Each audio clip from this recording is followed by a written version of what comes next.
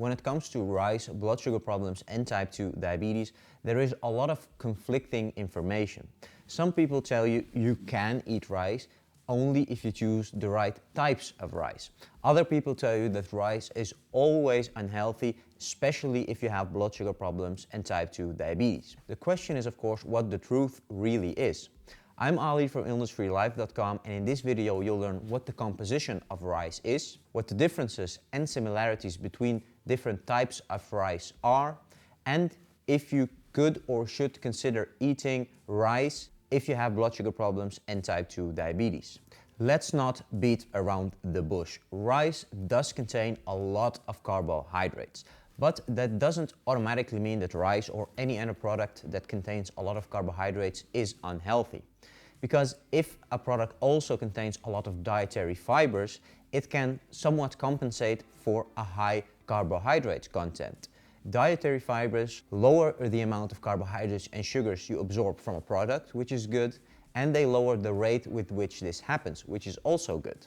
Meaning that if a product contains a lot of carbohydrates and at the same time a lot of dietary fibers, it is okay to eat because it will not impact your blood sugar that much, and thus it will not impact your pancreas or insulin production that much. And most importantly, it will not worsen your insulin resistance. Unfortunately, this is not the case for example, white rice. White rice contains around 70% carbohydrates and sugars per unit of weight and between 1 and 2% dietary fibers. Unfortunately, these ratios are way off. It is super high in carbohydrates and sugars and super low in dietary fibers. And it's not any better when it comes to whole grain rice, for example.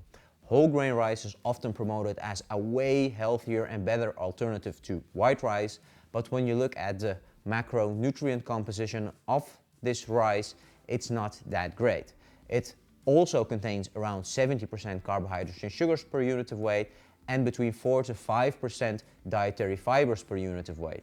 Yes, it does contain a lot more dietary fibers per unit of weight compared to white rice, but that says more about how horrible white rice is instead of how great whole grain rice is. Both have ratios that are way off. They are, again, high in carbohydrates and sugars and way too low in dietary fibers to compensate for this. Now, you might be wondering, what about all the other exotic types of rice? Because online you can hear people talking about wild rice and black rice and red rice and whatnot. How much better are they, and are they any better? Well, unfortunately, they are not. Sure, you can find a lot of stories about the minerals and vitamins and other things they might contain, but all these trace elements are never the reason why you should buy or eat a product. They are, in the best case, an added bonus to a product.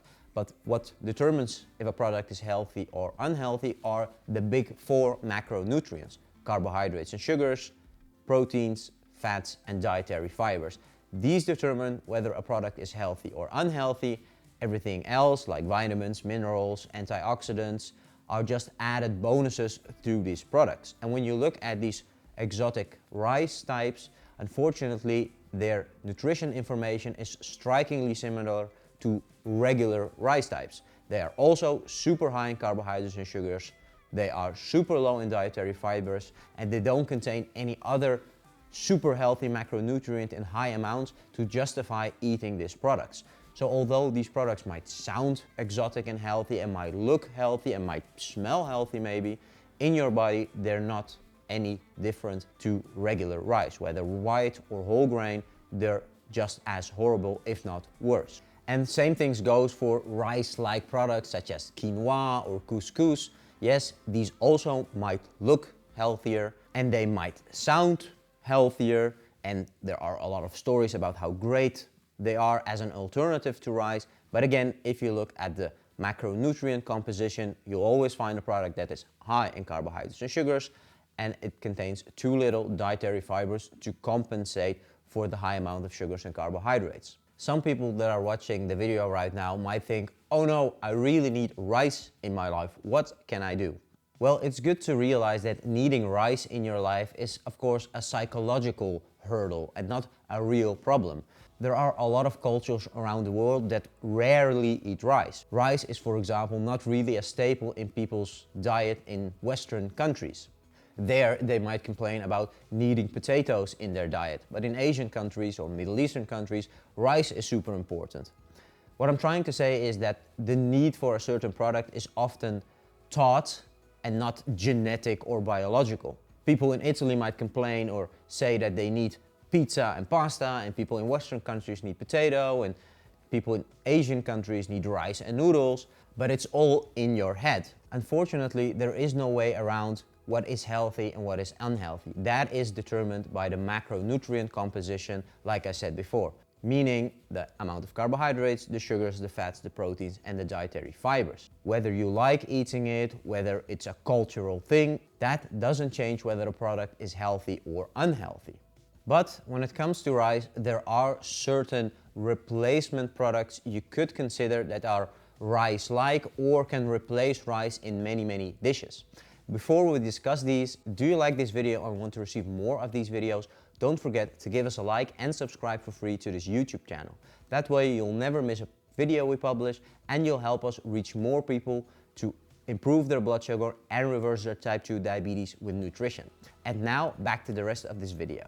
Option 1, cauliflower rice. Cauliflower rice is one of the best replacements for rice. Of course, it's not real rice, you don't have to boil it, it has a different structure, it has a different taste, but you can get grain-like or kernel-like parts that somewhat mimic how rice behaves. Often you just stir fry the cauliflower rice and then serve it as you would serve rice. For example, rice with a curry can become cauliflower rice that is stir-fried in some oil or butter with the same curry. And when it comes to cauliflower rice, it's one of the best things you can eat. Cauliflower in and of itself does not contain a lot of bad things. It doesn't really contain a lot anyway. Not a lot of carbohydrates and sugars, but definitely a lot of dietary fibers to compensate for the little carbohydrates and sugars it does contain. Meaning it's a super healthy product. You can eat as much of it as you want. If you're a rice person and you like eating stir-fried cauliflower rice, for example, you can eat it literally every day of the week, multiple times a day even. Of course, you have to get used to eating this, but once you get used to it, it's a great replacement for rice. Nowadays, you can find cauliflower rice in developed countries in the supermarket already prepared. But if you have to make it yourself, it's also very easy. Just buy cauliflower, and if you have a grater, use the chunky side of the grater, and you'll make cauliflower rice very easily. You could also use a food processor, for example, to blitz the cauliflower a little bit into small chunks, and then you'll also have cauliflower rice. Option 2, beans and legumes. Rice can also be replaced, for example, by lentils. They are also small, and they also can be eaten with any dish you usually eat rice with. Like I said before, rice and a curry can still become lentils and that curry. Yes, it might be a bit strange, but don't forget that legumes and beans are the best carbohydrate source on earth. Although a lot of people think that beans are very high in carbohydrates and sugars, they are really not. Where rice has a carbohydrate and sugar content of around 70%, beans tend to fluctuate somewhere between 10 to 15%. And beans always contain way more dietary fibers than any type of rice, giving you a product that is moderately in their carbohydrate and sugar content and pretty okay in their dietary fiber content. And if you also take in consideration that they are a great source for protein, vitamins, minerals, antioxidants, it's not really surprising that a lot of people consider beans to be the best carbohydrate source you can eat, period. What bean you use doesn't really matter. Lentils are typically considered to be the healthiest regardless of their color, but you can eat kidney beans, pinto beans, chickpeas, whatever you like. There isn't an unhealthy bean, and here you can also eat them as much as you want, as often as you want. Option 3, vegetables. Vegetables, regardless of what vegetable, are also a great replacement for rice. Whether you're making a stir-fry dish, or a curry, you could always replace the rice with vegetables. Eating nicely cooked vegetables with a curry works fine. Stir frying a dish with just more vegetables instead of rice works fine. And the most important thing is that choosing vegetables is way better than rice. Even if you choose bad vegetables such as potatoes or sweet potatoes, they're still way better than rice. Because like I said before, rice contains around 70% carbohydrates and sugars per unit of weight, but regular potatoes, for example, only contain around 20, and both contain around the same amount of dietary fibers per unit of weight. So even if you choose the worst of the worst vegetables, potatoes in this case, they are still better than rice. And that's not because potato is healthy, it just goes to show how unhealthy rice really is. So whatever dish you're eating with rice, you can always replace it with some vegetable or multiple vegetables. And the most important thing about vegetables, besides potatoes, is that they don't contain a lot really.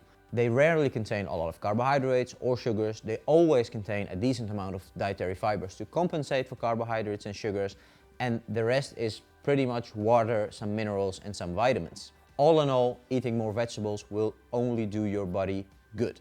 Option 4, shirataki or konjac rice. Now this is somewhat of a wild card tip because not a lot of people know what this is, and you'll probably only find this in either Asian countries or developed countries. But there is a plant called the konjac plant, and this plant contains carbohydrates that are undigestible to us as humans. And one of the benefits, if you turn this plant into a flour, you can make rice, pasta and noodles from them that are undigestible to us as humans, and that will act somewhat like dietary fibers, meaning they will not raise your blood sugar or type 2 diabetes, and you can still enjoy meals that are rice-like, noodle-like or pasta-like. In Asian countries they are typically called shirataki noodles or shirataki rice, and in Western countries they have the same name, or it will say something like konjac rice or konjac noodles. But it's all the same product. And this product you can also eat as often as you want, as much as you want. If you live in a developed country and you have a large supermarket with a lot of products, then you will typically find these products in the Asian aisle of your supermarket. Again, sometimes it's called shirataki, sometimes it's called zero rice or zero noodles, sometimes it says konjac rice or konjac noodles, but it's all the same product. And within this Asian aisle, it's often in the Japanese section. In Japan they eat them as noodles, not as rice, but for Western people they made all kinds of shapes for them: rice, noodles, pastas, etc. So it's definitely something to consider. They are a bit strange in structure, they are a bit slippery and chewy, but they can definitely replace rice, and they are a way healthier alternative because they don't contain really anything. No carbs, no sugars, no proteins, no fats, and the carbs in them somewhat mimic the function of dietary fibers. That's it for this video about rice, blood sugar problems and type 2 diabetes. If you want to learn more about this subject, there's a link to a free article in the description of this video. And if you're there anyway, don't forget to download our diabetes free secret. This is a free document we give away in which we teach you what the main causes of blood sugar problems and type 2 diabetes are, and what you can do to prevent, improve and fully reverse these problems with nutrition. If you have any questions about this subject, please leave a comment down below, and I'll see you in the next video.